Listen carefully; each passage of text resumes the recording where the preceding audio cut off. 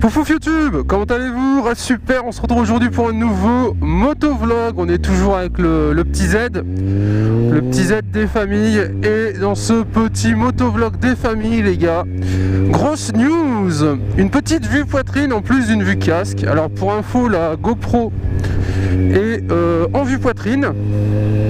Oh, c'est vrai, ils avaient refait la route la dernière fois. Et la Xiaomi Yi, ah, il est déjà en panne, pas de chance. La Xiaomi Yi est en vue casque, voilà. Plus d'infos en description. Normalement, vous n'avez rien entendu. Donc du coup, on est parti, on va sur une petite balade. Je dois aller du côté de Villeneuve-d'Ascq pour faire quelque chose de secret. Et du coup, je me suis dit, eh ben allez, allons-y, vous savez quoi, en plus il fait beau. Et bon, j'ai envie de vous dire, on est fin septembre. S'il fait beau aujourd'hui, il y a de fortes chances pour que ce soit limite la dernière fois en fait. Voilà, à mon avis dans pas de temps, enfin dans peu de temps ça devrait changer. Donc n'hésitez pas à me dire ce que vous pensez de la vue, si vous trouvez que la vue est cool ou pas. Parce que donc c'est un essai. Et du coup voilà, je me suis dit tiens, et si on essayait une vue torse.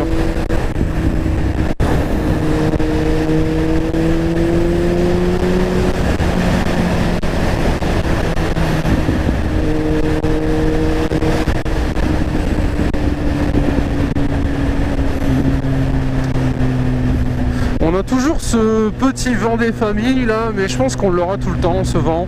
Mais bon, on va pas se plaindre, il fait beau. Donc voilà, désolé si jamais ça grésille un peu, je l'ai déjà expliqué. Mettre le Blue Yeti dans le casque, c'est un peu difficile. Donc du coup, faut faire avec, voilà. Je sais c'est chiant, mais c'est comme ça. Mais je vous ferai un petit passage rapide. Je vais pas vous montrer toute l'autoroute, vu qu'avec le vent qu'il y a, ça sert à rien, je vous mettrai une petite musique des familles. J'espère qu'elle vous plaira, et pour ceux qui voudront savoir le nom de la piste de la musique, je mettrai en description le nom.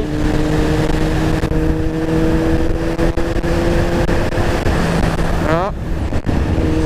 Les motards, je suis bien content de les voir sur ma voie. Je suis bien content de ne pas les avoir sur ma voie. Parce qu'à mon avis, vu le nombre de caméras que j'ai sur la bécane, j'aurais peut-être gagné un petit contrôle de routine. Bon, tu te pousses ou pas, toi?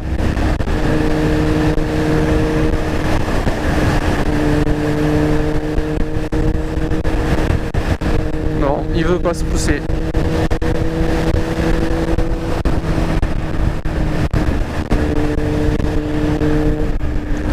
J'ai jamais compris les gens qui restaient sur cette voie comme ça sans rien faire. Enfin, ils roulent à, je sais pas, peut-être 110, un truc comme ça. Et encore, même pas, on doit être à 90 passé. Et ils voient pas qu'il fait chier tout le monde. Il y a 6 ou 7 voitures derrière moi. Et il attend. Voilà, on attend tous. Derrière la 307 et derrière le camion. Et il n'y a personne devant eux. Voilà, la magie du doublement.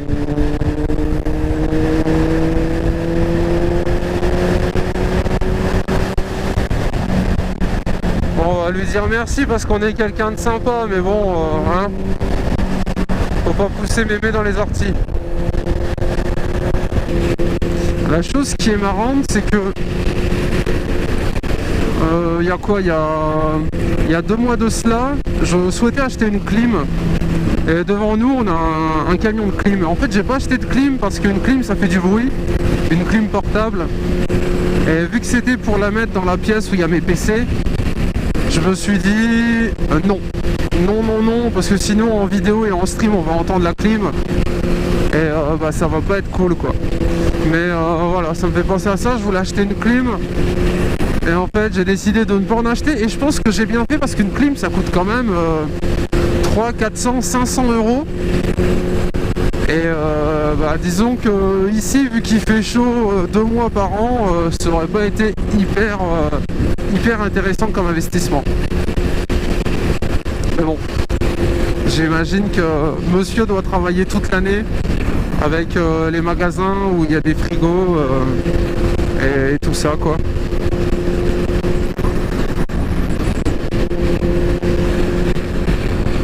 Ah, un Scania rose. J'avais jamais vu de Scania avec cette couleur comme ça.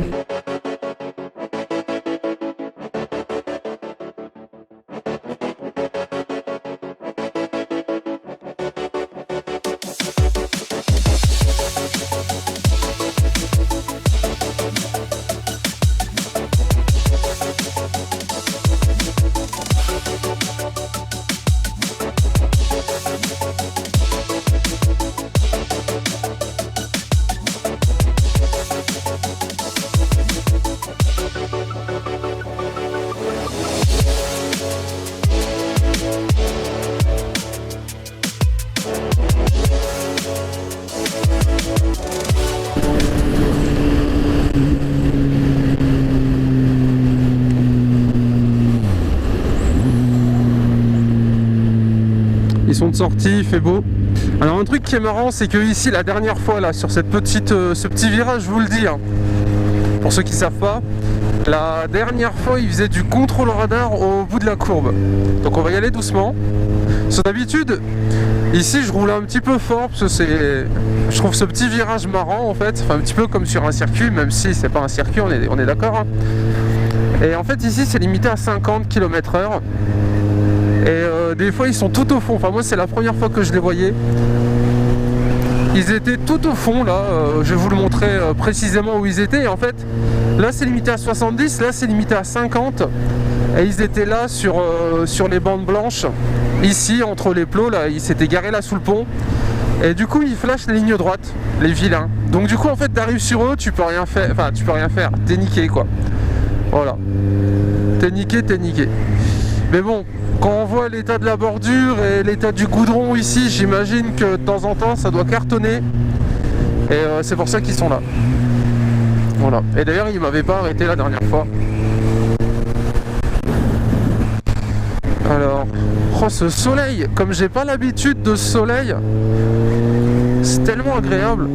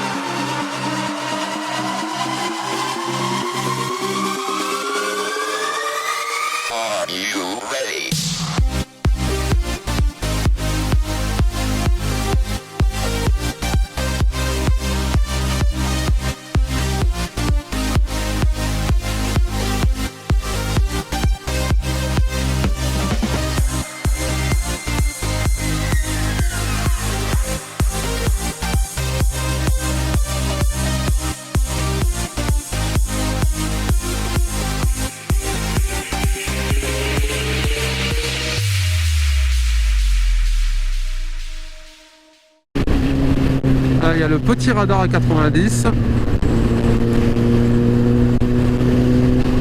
Ce qui est chiant, c'est que les rétros ils sont vraiment nazes sur bécane en fait, les rétros.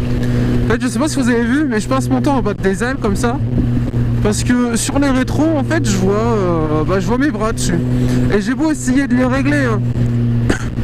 Je vois toujours mes putains de bras dessus. Enfin, genre, il y a 50% du rétro qui est occupé par mon bras en fait, à chaque fois. tout le temps. Même sur mon ancienne, ça faisait ça. Sur le Versys, ça le faisait un peu moins, j'ai bien fait de vérifier. Sur le Versys, ça le faisait un peu moins.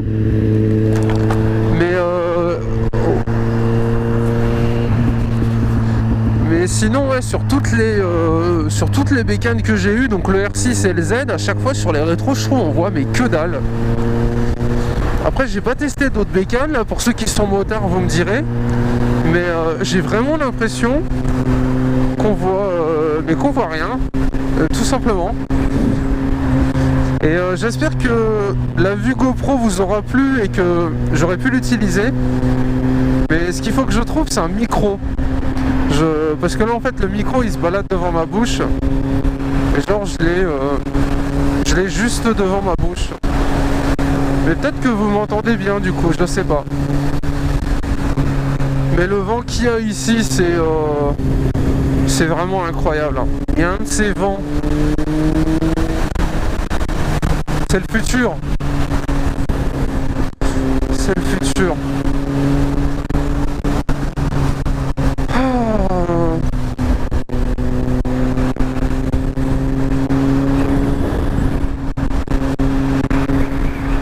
Ça fait plaisir ce type de temps, ça fait vraiment plaisir.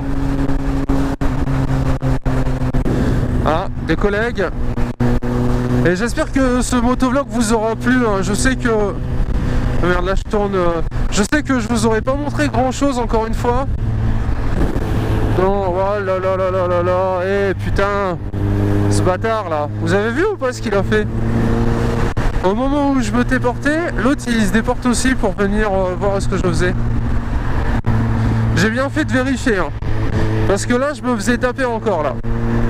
J'ai regardé qu'il n'y avait rien sur ma voie de gauche. Du coup je me décale à gauche. Et qu'est-ce qui se passe? Ah merde, je crois que c'était pas par là qu'il fallait que j'aille. Je sais pas, putain, en plus je vois rien avec ce putain de soleil, je vous jure. Ah si, c'est bon. En fait je voulais me déporter à gauche, je sais pas si ça s'est vu. Il n'y avait rien, et pendant que je me déportais à gauche, il y a une voiture qui se met sur la voie où je voulais aller. Voilà, la base. Attends, et moi je vois rien du tout, on va où là? Je prends direction Liège, A27 direction Liège. Allez, GPS moto c'est cool, hein, mais on va que dalle quand il y a du soleil. Ne faites pas ça chez vous, nous sommes des professionnels. A27 direction Liège. C'est là la direction Liège. Je vais redescendre un peu mes rapports, j'aurai un peu plus de patates.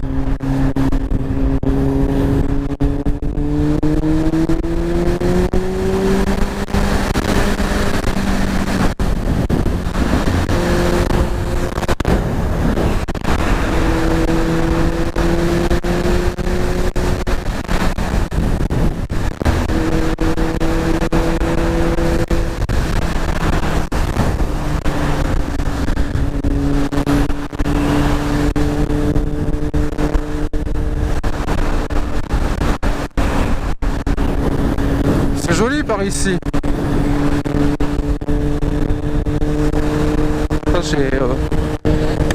J'ai ce putain de soleil là sur le téléphone. Pour ceux qui se demandent, c'est un support GPS, hein. Il y a le GPS qui est mis. Et j'ai ce putain de soleil dans la gueule là qui est derrière et je vois rien du tout où je dois aller. Alors, travaux, ralentissez vos rapides neutralisés. Oui, si, je vais pouvoir répondre à la question que l'un d'entre vous m'a posée. Il me demandait comment faire pour que mes parents acceptent de m'acheter une moto. Je viens limite de manquer de me tuer là il y a 2 minutes, donc j'ai envie de te dire, si tes parents t'achètent pas de moto parce qu'ils trouvent que c'est dangereux, limite ils ont raison, tu vois. Parce que c'est dangereux, et en 50 encore plus. Donc j'ai pas vraiment de tips, d'astuces à vous donner pour que vous ayez une moto. Ou une 50 plutôt on va dire. Le seul truc que je peux vous conseiller c'est... Faut que... Oh là là, ouais d'accord. Faut que vous soyez sérieux, mature et tout. Et que... Parce qu'en fait à mon avis, si vos parents ne veulent pas vous acheter de 50, c'est ils doivent se dire si je lui achète une 50, il va se tuer avec. Et à mon avis, c'est pour ça que vos parents, enfin que certains de vos parents ne veulent pas vous acheter de 50 ou de scooter. Parce qu'ils voient tous ces jeunes là qui roulent n'importe comment. Et il n'y a pas que eux qui roulent n'importe comment, mais vos parents ils s'en battent les couilles. Vos parents ils se disent juste que s'ils achètent un scooter et que vous vous tuez avec, bah, ils vont se dire que c'est de leur faute. Du coup c'est pour ça, donc il n'y a pas vraiment de méthode en fait. Et je sais même pas si travailler bien à l'école, ça va vous permettre d'avoir une 50 en fait. À mon avis, ce qu'il faut, c'est juste montrer à ses parents qu'on est assez sérieux.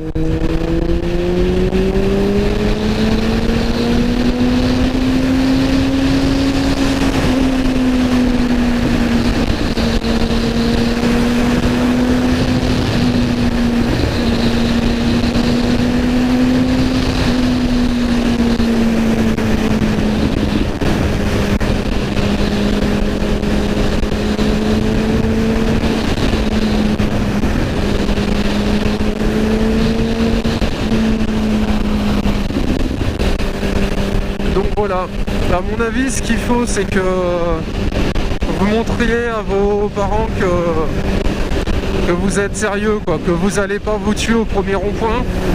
Mais c'est pas si facile que ça. Parce que pour vous expliquer rapidement ma petite histoire, en tout, j'ai eu 2 accidents en 50. Je suis jamais tombé en moto. Et les 2 accidents que j'ai eus, c'était pas de ma faute en fait. Il y a un de ces vents, je vais vous raconter ça quand il n'y aura plus de vent.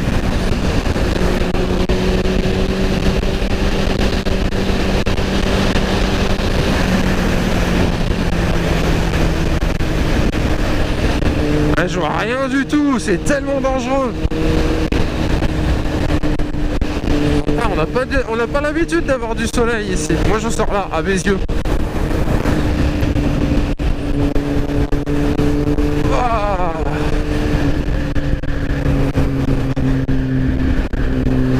J'aime bien faire ça, mettre mes jambes sur mes top blocs, ça fait moins mal aux jambes, ça soulage. Pour ceux qui ont des top blocs, vous essayerez. Là on est sur un Z1000, et les top blocs sont pas trop dégueulasses et ils sont assez gros pour que je puisse mettre mes jambes. Mais le mieux, ah ouais, j'ai mis mes clignotants 500 mètres avant. Le mieux c'est le R6. Le R6, elle avait des top blocs de bâtard. Limite, on pouvait manger dessus tellement ils étaient gros, mes top blocs sur mon R6. Et c'était vraiment parfait pour mettre les jambes. Et là, limite, j'ai l'impression d'être sur une Harley en fait. J'ai limite l'impression d'être sur une Harley et c'est très agréable au niveau des jambes. Les avoir vers l'avant parce que, aussi bizarre que ça puisse paraître, hein, vouloir une moto c'est bien, mais faire de la moto c'est pas si agréable que ça en fait. Ça fait souvent mal aux pattes. Enfin, moi je trouve que quand il m'arrive de faire un peu de borne, j'ai souvent mal aux pattes, mal au dos. Vous allez me dire, t'es une petite nature aussi, c'est normal. Mais sérieusement, des fois c'est agréable de tendre un peu ses jambes. Ça soulage. Donc je vais vous raconter mes... Ah ouais, alors là, la première qui n'est pas passée. Je vais vous raconter mes accidents en 50. Mais je vous invite pas à faire pareil, hein, bien évidemment. Alors le premier accident que j'ai eu en 50 cm3, j'avais une Yamaha DT50. Une bonne petite 50 à boîte et tout, c'était bien stylé. Je l'avais payé 2007 ou 2008 je crois. Parce qu'une 50 ça vaut beaucoup d'argent en neuf. Je me demandais, n'achetez pas vos motos en neuf, hein. Mais voilà, bref, je l'ai eu en neuf. Tournez à gauche. Et donc du coup, je roulais et ce qui s'est passé, c'est que sur un rond-point, j'ai eu un petit souci. C'est qu'une voiture m'a refusé la priorité et j'étais à 60 je pense, donc j'allais un peu vite et j'ai pas réussi à m'arrêter, elle m'a refusé le passage et du coup je l'ai tapé. Donc c'était elle qui était en tort, mais j'étais aussi un petit peu vite fait en tort parce que je roulais un peu vite, mais bon, dans tous les cas elle m'a refusé le passage. Donc tout ça pour dire que ça doit être de la faute des autres ou de votre faute, dans tous les cas vous serez par terre en moto. Et que vous ayez raison ou tort, ça change rien du tout. La fois là où je suis tombé dans le rond-point, j'ai eu du bol, je me suis rien cassé, mais j'avais un énorme bleu sur la cheville. Et je peux vous assurer, là ceux qui sont tombés, ils sauront de quoi je parle. Quand t'es par terre, en moto, mais tu peux même pas t'imaginer comment t'es pas bien. Parce que tu te fais des films où tu t'imagines que tu viens de perdre ta colonne vertébrale et que tu vas finir en fauteuil roulant, ou que ta moto est morte, ou n'importe quoi, mais vraiment quand t'es par terre là, quand tu roules sur le bitume, je peux vous assurer que la sensation, mais même mon pire ennemi, je veux pas ça pour lui quoi, parce que la sensation est vraiment horrible et limite t'as plus envie de remonter sur ta moto, donc bien évidemment faut remonter dessus, faut pas rester sur ça. Mais voilà quoi, dans tous les cas tu prends cher. Donc ça c'était mon premier accident, donc bon vous voyez je m'en suis plutôt bien remis parce que bon maintenant je roule en 1000. Mais ouais, premier accident, ça m'a pas calmé pour autant, je roule un peu vite de temps en temps. Mais au niveau des ronds-points maintenant je fais super gaffe et limite si on me refuse le passage, bah je laisse passer les gens en fait. Je force pas, je fais rien du tout, tu veux pas me laisser passer, et bah tu passes et puis c'est tout, tu vois. Je fais pas le routier quoi. Quand tu es chauffeur de bus ou routier, tu peux te permettre de faire ça. Mais quand tu roules en moto, t'évites de faire le fifou et de refuser de refuser. Et l'autre fois où j'ai eu un accident, il y avait du verglas, je devais aller travailler, j'étais jeune, j'avais pas le choix. Et verglas, j'ai glissé dessus, je suis tombé par terre et j'ai claqué tellement fort que j'ai cassé la petite boule en fait.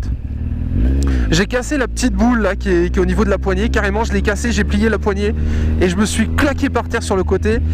Et là la bécane elle avait je crois plus de 1000 € de réparation, ils me l'ont réparé. Et bien voilà, mais faites attention, c'est les deux seuls accidents que j'ai eu. Et faites gaffe à vous, voilà, tout simplement. Bon, nous on va se laisser là-dessus, on se retrouve peut-être après. Bisous, tchou-tchou, je raconterai la suite, mais je pense que je vous ai déjà bien raconté. Si vous avez des questions, n'hésitez pas. Bisous, tchou-tchou les gars, c'était super. Et il y aura peut-être une suite, je sais pas trop, je verrai bien. Bisous, n'hésitez pas à liker ce motovlog, bien évidemment, si ça vous a plu. On se retrouve très bientôt pour la suite de cette aventure. C'était super. Xiaomi GoPro 4 sur le torse. Bisous, tchou-tchou.